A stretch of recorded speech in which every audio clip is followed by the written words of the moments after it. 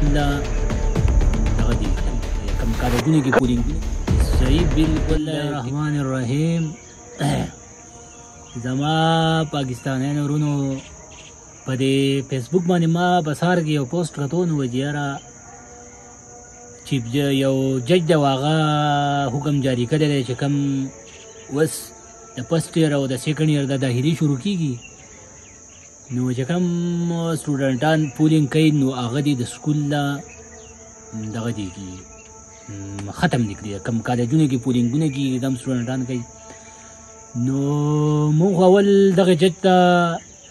دغه کوو خراج تحسین ورته پیش کوو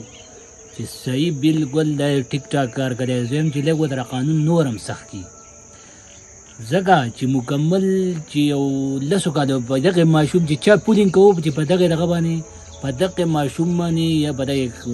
سټوډنټ باندې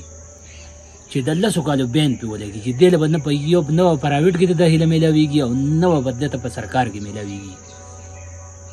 بای دا کم یو دغه روان دی بس بکواس روان دی راځه څوک به دغلته داخلي دغه کوي دا کالجونو ته به داخلي نه ځي څوک به ورته په لارو کې نه ځي ځان به یې دغه جوړ کړي غونډګان به یې جوړ کړي ګروپ به یې جوړ کړی داسې دغه له خو نه دي درغلي خلک چې بس یو دغه روان دی نو زمونږ بیا خاص کر جج صاحب ته دا دغه دی چې دا حکم دی د مکمل نور دی پکې ایډ کې دا سزا دی ول لږه نوره سخته کړي ځکه چې پولینګونه خو دا په وخت کې و چې کله زمونږ پاکستان نه و آزاد شوی نو زمونږ مسلمانان به چې کم یا ممبۍ ته تله یا به دلي کې تله په انډیا کې چې به کم کالجونه وو نو زمونږ د مسلمانانو سره کالجونه هم په هغه ټایم کې نه وو نو چې هغو بدله نو مسلمانان به زیاتره مسلمانان به یې تنګول چې یاره دا دې کالج له وتښتي نو به یې دلته خو نه څه هندوان شته او نه څه دغه شته